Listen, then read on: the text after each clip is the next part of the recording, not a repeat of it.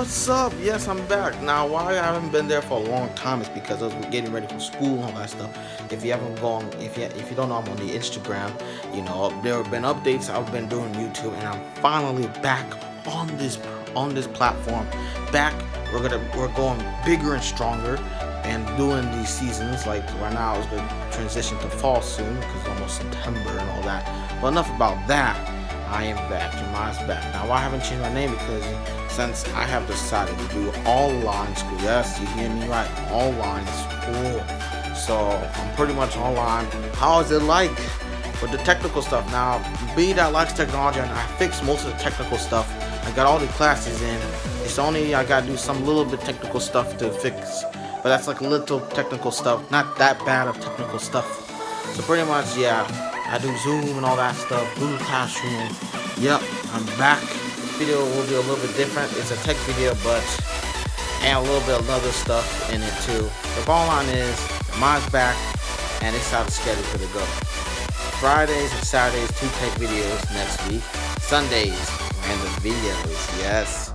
And the rest of the week, maybe random videos. But let me show you a lot of stuff that's happened over the past, or even today. Hey Allison, here in New York City, home to some 1.1 million students, classrooms are set to reopen in 3 weeks. But with the coronavirus raging in parts of the United States, some students, teachers, and parents here and elsewhere don't think that going back into buildings is such a good idea. This morning, a very real civics lesson. As teachers across the country protest for a safe return to the classroom. This is not about not wanting to teach. I'm a teacher. That's what I do. It's about wanting everybody to be safe. Many teachers and students are uneasy about going back to school with the coronavirus still unchecked. In Oklahoma, teacher Nancy Shively deciding the health risks aren't worth it. She's resigning after more than 40 years. I love teaching, and I love the kids, and I'm worried about them. Even in Connecticut, where the positivity rate is under 1%, there's fear. I can't go back to school because it is not a safe place for me or my family. In New York City, teachers in the nation's largest school district now threatening a strike. We have promised the teachers and the parents of New York City that we would stand and fight if we felt a school was unsafe. And that is a promise we are going to keep. The union's safety demands include testing for the 750,000 students and adults expected to go back to school buildings September 10th. Mayor Bill de Blasio downplaying the strike threat. They can play any games they want. It is not legal. On the steps of the Massachusetts State House, teachers demanded an online start to the school year. Would I give anything to go back into the building? Yes, but not at the expense of somebody getting hurt. A recent poll commissioned by the Massachusetts Teachers Association found 90% of parents were concerned their children could catch the virus if schools opened as scheduled. What can quell those fears? When the state can actually prove that the buildings are safe to return to, we have rapid and regular testing, and when the virus is fully under control in the state. Now, adding to those concerns, a new study from Massachusetts General Hospital is showing that kids can be silent spreaders of the virus. Of 192 children, 49 tested positive for COVID.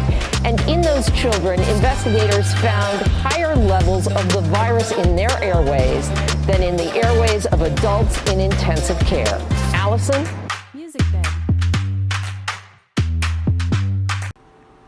Hello, with me, Jeremiah, and this is I Am Back video and a new update to we are in currently right now doing this video during the whatever time this video is being sent. Is currently we on iOS 14 beta 5. It is the best one for iOS 14 developers and betas because it's like Literally, it doesn't have too much crashes and stuff. But there is something new in exposure notification. As you know, we're in the time of the COVID-19 currently. This thing is, some places it's slowed down, some places it's spreading crazy, and how our lives are very different indeed with the mask and all that stuff. So if you go to exposure notifications, you can even now turn them on if you want. But you have to have an app to authorize. Actually, you don't have to have an app, but there's a lot of things you can learn how exposure notification works. This will be coming to iOS 14 sooner or coming later at this time. It says how exposure notifications work. Your iPhone uses Bluetooth to keep a log through the day. Your iPhone will look for iOS and Android phones that have exposure notifications turned on and keeps a rolling 14 days log of their shared identity. People can report that they have COVID-19. When directed by their public health authority, a person diagnosed with COVID-19 can choose to anonymously notify those that have been near them. If you have been exposed, your public health authority can notify you. Your iPhone will check your logs for exposure to anyone who has reported a positive COVID-19 diagnosis. If an exposure exceeds your public health authority guidelines, you will be notified. Privacy. Exposure notifications are designed to protect your privacy and the privacy of those around you. So again, it can be turned on. I repeat, that's a new update. Yep.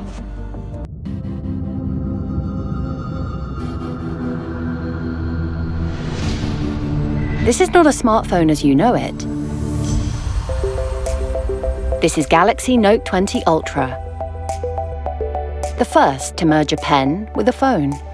Galaxy Note is the power phone that forever changes how you work and play. Today's new Note, you know it.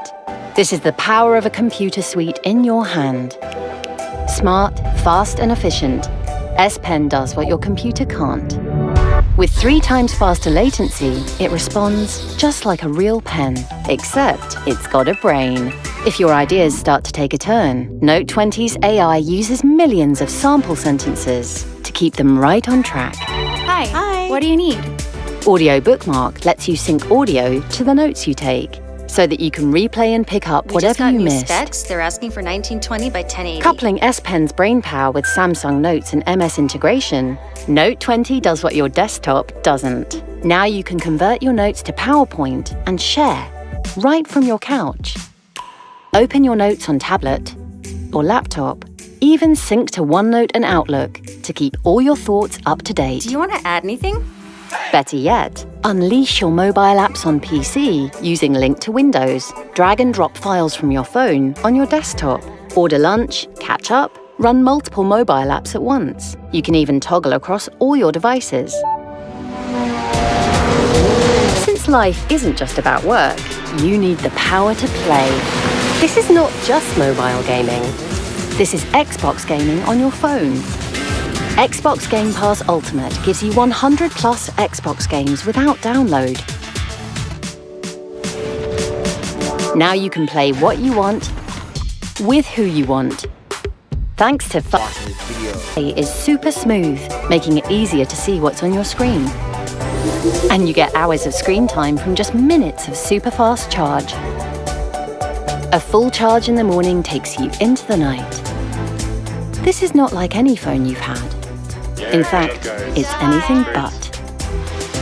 This is the ultimate power phone, the power to work and the power to play. This is Samsung Galaxy Note 20 and Note 20 Ultra.